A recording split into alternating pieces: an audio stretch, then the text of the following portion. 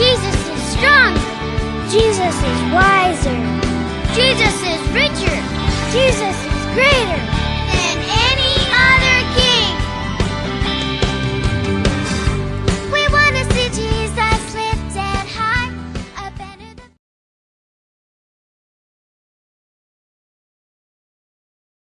Hello children! Welcome back! So now, naanata sa ato ang 16th Bible story.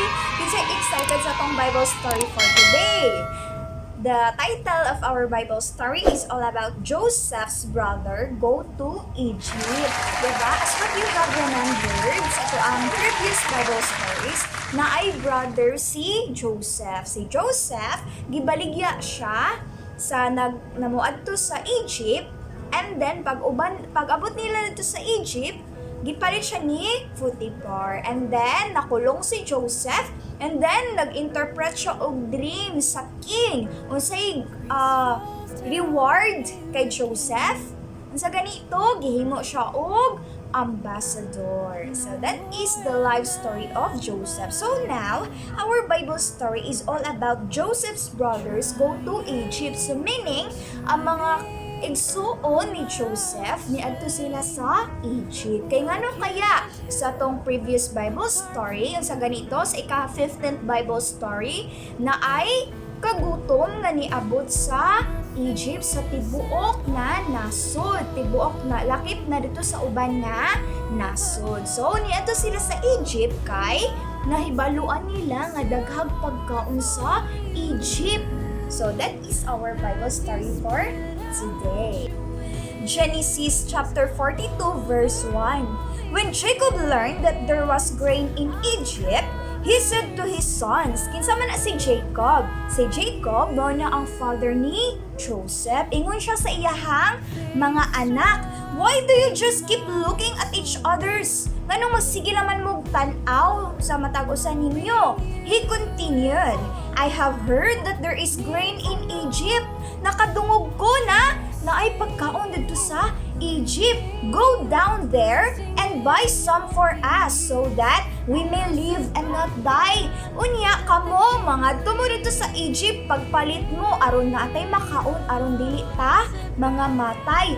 Ana si Jacob. Then 10 of Joseph's brothers went down to buy grain from Egypt. Hila daw ka brothers ang niadto 10 ka buok na igsuon ni Joseph. But Jacob did not send Benjamin. Sa Benjamin, mao na ang pinakamangmurang anak ni Jacob, manghud ni Joseph. With the others because he was afraid that harm might come to him. O sa dato wala gipadala ni Jacob ang iyahang anak nga si Benjamin kay basig na ay mahitabo. So Israel's sons were among those who went to buy grain, for there was famine in the land of Canaan. So sa land sa Canaan, naapod daay kagutom ditoa. Now Joseph was the governor of the land. So si Joseph sa Egypt siya ang nahimong governor kay ngano gani si Joseph kay wise ug duol sa Ginoo. And then Joseph's brothers arrived. They bowed down to him with their faces to the ground. Niabot sila dito sa Egypt sa governor and then nagbow down sila, niyuko sila sa governor. Were stranger and spoke harshly to them. Where do you come from? He asked. Pero wala daay kabalos ang mga brothers ni Joseph nga. Si Joseph da ito ang governor. Nagbow down lang sila and then mura silang stranger. Wala sila kaila kay Joseph. Then niingon si Joseph, where do you come from? Niana si Joseph. Although Joseph recognized his brothers, pero si Joseph daay kay kaila siya sa iyang mga brothers na recognize niya kinsa iyang mga igsuon. Then he remembered his dreams about them and said to them, you are spies! You have come to see where our land is unprotected. Hala, unsa ingon ni Joseph sa iyang mga brothers, mga spy. Niadto sila to sa lugar kay mag-spy sila. No, my lord, ana ang mga igsuon ni Joseph, they answered, your servants have to come to buy food. No, my lord, niabot mi diri nga lugar kay magpalit mi og pagkaon. We are all the sons of one man. Isa ra amo ang amahan. Your servants are honest men, not spies. Kami ang imuhang servant kay mga honest. And then, dili mi mga spy. No! He said to them, ana si Joseph, no! You have come to see where our land is unprotected. Niabot jud mo diri sa lugar nga inyong gitan-aw nga dili protektado amo ang lugar. This land is unprotected. That's why nakasulod mo, ana si Joseph. But they replied ang brothers ni Joseph, your servants were 12 brothers. Kami, 12 mi kabuok igsuon. Ana ang mga brothers ni Joseph, the sons of one man who lives in the land of Canaan. Dagtumi sa Canaan gikan, anak mi sa isa lang na muka, amahan. The youngest is now with our father, and one is no more. Ang pinakamanghuran namo na si Benjamin, na adito kauban sa mo ang father. And then, ang isa na mo kaigsuon, wala na siya kay patay na. Ana ang brothers ni Joseph. Joseph said to them, it is just as I told you. You are spies. Ana si Joseph. And this is how you will be tested. So, gitest sila ni Joseph. As surely as Pharaoh lives, you will not leave this place unless your youngest brother comes here.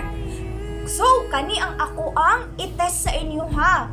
Aron dili ta mo maingon nga mga spies mo diri sa Egypt, diri sa land of Egypt. Magpuyo mo diri tulo ka adlaw o kailangan ang inyong pinakamanghuran na anak maabot diri sa Egypt. Mauna ang ako ang test sa inyo, mauna inyo ni Joseph. Send one of your number to get your brother. Pagpadala mo og isa ka igsuon ninyo nga kuhaon ang inyong pinakamanghuran nga igsuon. Then, the rest of you will be kept in prison. Unya, ang uban sa inyo ha, dagto mo sa prison. Ana si Joseph, so that your words may be tested to see if you are telling the truth. Mauna ingon ni Joseph, aron may baluan ako nga nagstorya mo tinuod. Sige, mauni ang buhata. If you are not, then as surely as Pharaoh lives, you are spies. Kung dili ninyo ni mabuhat, meaning kamo mga spies. Ana ni Joseph. And he put them all in custody for 3 days. 3 days sila gikulong. On the 3rd day, Joseph said to them, do this and you will live, for I fear God. Buhatan ni ug kamo mulakaw na, kay ako na ako'y kahadlok sa Ginoo. If you are honest men, kamo mga honest mo, let one of your brothers stay here in prison. Kailangan ang isa sa inyo magsuot, magstay diri sa prisuhan, here in prison, while the rest of you go and take grain back for your starving households. Unya, ang uban sa inyo pwede na mo uli dito sa Kanaan. Aron makakaon ang inyong nabilin dito ng mga tao. This they proceeded to do. But you must bring your youngest brother to me, so that your words may be verified and that you may not die. Pero, sa isa ka kondisyon, dalahon ninyo ang inyuhang kamanghuran nga igsuon diri sa Egypt, diri sa kuha, aron makabalok ko nga wala mo nangatik og aron dili mo mamatay. Mo na ingon ni Joseph. They said to one another, surely we are being punished because of our brother. We saw how distressed he was when he pleaded with us for his life. Kani, surely gipunish me tungod sa amo ang gibuhat sa among isa ka brother for begging his life while nagplead siya na dili siya namo hilabtan. Ana ang mga igsuon ni Joseph. Then He would not listen. That's why this distress has come on us. Wala minaminaw. That's why ingon anime ka distress. Ana ang brothers ni Joseph. Reuben replied, si Reuben mao ni ang pinakamagulang na anak ni Jacob na ilahang brother. Didn't I tell you not to sin against the boy? Di ba giingnan man tamo nga dili nyo hilabtan si Joseph? Ana si Reuben.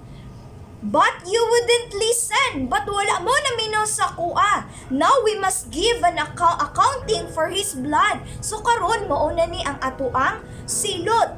They did not realize that Joseph could understand them. Pero wala na sila kabalo nga si Joseph nakasabot daay sa ilahang gistoryan kay ngano. Si Joseph, siya ang ilahang brother. Since he was using an interpreter. Kay si Joseph, nagamit siya og mag-interpret sa ilahang mga inistoryahan. That's why wala nila nailhan nga si Joseph na ang ilahang gibaligya, mauto nga si Joseph na ilahang giatubang, giyukbuan og ang governor sa Egypt. He turned away from them and began to weep. Unya, unsay gibuhat ni Joseph pagkadungog ato? Nitalikod si Joseph, unya, nihilak si Joseph. Tapos, but then came back and spoke to them. Pero niatubang si Joseph ug balik unya ni istorya siya. He had Simeon taken from them and bound before their eyes. Nya nakita niya si Simeon. Joseph gave orders to fill their bags with grain. Unya ni order na si Joseph na punuan ninyo ang sako nila tanan o grain, to put each man's silver back on his sack. Pero ang isa butangan og cup, silver cup ni governor ni Joseph, mao na gibuhat ni Joseph, and to give them provisions for their journey. After this was done for them, they loaded their grain on their donkeys and left. Nya nilakaw na sila sa Egypt. At the place where they stopped for the night, one of them opened his socks to get feed for his donkey. Usa daw to? Usa ka gabi ana, while sa ilahang journey pa uli, isa ka brother nila nag-open og sack, nag-abri sa sack of grain. And then, usay nakita sa brother. He saw his silver in the mouth of his socks. Nakakita siya og silver unya na adto sa iyahang sack. My silver has been returned. He said to his brothers, here it is, my sack. Their hearts sank and they turned to each other trembling and said, what is this that God has done to us? Unsa naman pud ni ang gibuhat sa Ginoo? When they came to their father Jacob in the land of Canaan, they told him all that had happened to them. They said, the man who is Lord over the land spoke harshly to us and treated us as though we are spying on the land. Father Jacob, ang governor sa Egypt, he treated us na dili maayo and then harshly. Nag-story siya og mga dili maayo niya. Ingon siya, kami mga spies dito sa Egypt. We are honest men. We are not spies. Mauna ang among ingon sa governor. We are honest men and one is no more. And the youngest is now with our father in Canaan. Mauna ang amuang ingon. Then the man who is Lord over the land said to us, this is how I will know whether you are honest men. Unya, ang governor sa Egypt, anak siya, gitest mi niya, if honest me, buhato na mo kung unsa ang iyahang giingon. Maunay ingon sa mga anak ni Jacob. This is how I will know that whether you are honest men. Leave one of your brothers here with me, and take food for your starving households and go. But bring your youngest brother to me, so I will know that you are not spies but honest men. Then I will give your brother back to you, and you can trade in the land. Maunay ingon sa governor sa Egypt, "My father," ana sila sa ilahang papa. As they were emptying their sacks, there in each man's sack was his pouch of silver. When they and their father saw the money pouches, they were frightened. Nahadlok sila kay na ay mga silver dito sa ilahang sack pag-abri nila. Their father Jacob said to them, niingon si Jacob, "You have deprived me of my children. Joseph is no more and Simeon is no more." Wala na si Joseph, wala na po si Simeon. And now you want to take Benjamin? Unya karon kuhaon na pud ninyo si Benjamin. Everything is against me. Wala na jud ko kasabot ana si Jacob. Then Reuben said to his father, si Reuben, "You may put both of my sons to death if I do not bring him back to you." So, father, kani ang ako ang ihatag nga kondisyon. Pag dili na ko mabalik ang ako ang brother na si Benjamin o si Simeon, pwede nimo patyon ang ako ang mga anak. Maunay promise ni Simeon. Then, entrust him to my care and I will bring him back. I-entrust nimo siya sa kuha and then akong buhaton ang ako ang makaya nga mabalik sila diri sa imuha nga safe, ana si Reuben. But Jacob said, ningon si Jacob, "My son will not go down there with you." Dili na ko tugtan nga ang imuhang igsuon muuban sa imuha. His brothers, he's dead and he is the only one left. Ang iyahang igsuon, si Joseph namatay na. Unya si Benjamin siya na lang ang nabilin nga igsuon ni Joseph. If harm comes to him on the journey, if na gani mahitabo nga dili maayo sa iyaha throughout sa inyong journey, you will bring my gray head down to the grave in sorrow, ana si Jacob. Pag dili gani mabalik si Benjamin o si Simeon, ang ako ang kalag mag deep sorrow, meaning ako mismo mahimong distress, dili ko mahimutang.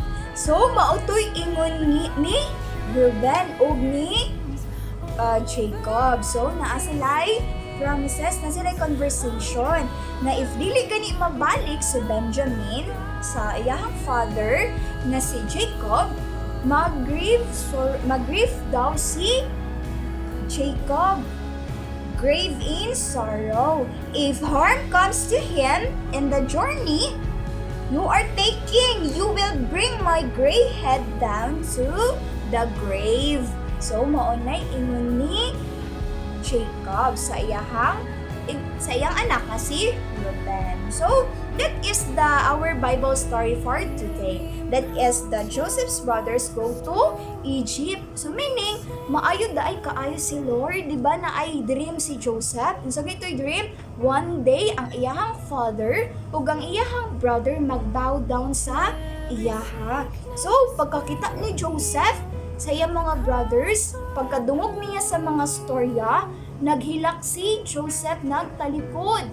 So meaning, gihigugma ni Joseph gihapon ang iyahang brother. Unya unsay nahitabo? Diba? Ang iyahang tagaan og pagkaon. We have a continuation of our Bible story for today. So, please abang-abang lang po tayo sa next Bible story for the continuation of this story. So, ang atong memory verse karon sa ato ang Bible story is makita nato siya sa Psalm 121 verse 7 and 8. The Lord will keep you from all harm. He will watch over your life. The Lord will watch over your coming and going, both now and forevermore. So children, let us pray. So unsa man natong i-pray na to, magpasalamat ta sa Ginoo sa iyang protection, sa iyang guidance, nga kanunay ang Ginoo nagatan-aw sa atoa sa kadagan-dagan kaayog tao sa kalibutan, pero ginatagad ta sa Ginoo isa-isa. Imagine how powerful, how good, how awesome kaayo si Lord diri sa tuang life. So thankful ta kay naatay Ginoo nga mahigugmaon. So mao na atong ipasalamat karon sa Ginoo. Unya, mag-pray pud ta, mga taog guidance every day sa tuang family, and then mag-pray pud ta nga daghan tag makaon always, na ay sulod ang ref, na ay maluto si mama og si papa. So let us pray. I bow my head, I close my eyes, I fold my hand like this and pray. Lord, thank you karon nga adlaw nga ikaw maayo. Salamat Ginoo kay ikaw ang Dios nga gamhanan ug mahigugmaon. Salamat Ginoo sa imong pabor diri sa akoang kinabuhi, sa akoang family, sa akoang friends, sa akoang relatives. Ginoo, salamat kaayo kay ikaw naga-provide sa amuang panginahanglan. Ikaw magapanalangin gikan sa among panudlanan karon na taknaa. Ginoo, ikaw maga-extend sa amuang territory. Lord, ikaw maga-bless kanunay sa kuang family. Lord, pasaylo ako sa tanan akong nabuhat, gikan sa kuang huna-huna, sa kuang panuriya ug sa kuang aksyon. Lord, sorry sa tanan kay ikaw wala na himaya, wala ka nalipay sa mga dautan na ako ang gibuhat. So karon maglakaw ko na matinod-anon, mutuman ko sa tanan nimo nga mga pulong diri sa kuang kinabuhi. Lord, ikaw ako ang kusog, ikaw ako ang tanan, ug wala ko'y mabuhat kung wala ka sa akong kinabuhi. Ikaw akong kalipay, ug taga ko guidance, taga-adlaw, tagalakaw na ko, even sa akong family, friends, relatives, kaniya kong mga pag-ampo, in Jesus' name, Amen. So, thank you for listening, children, and see you sa toang continuation sa tong Bible story karon nga day. So, thank you for listening and God bless. Bye-bye! We're gonna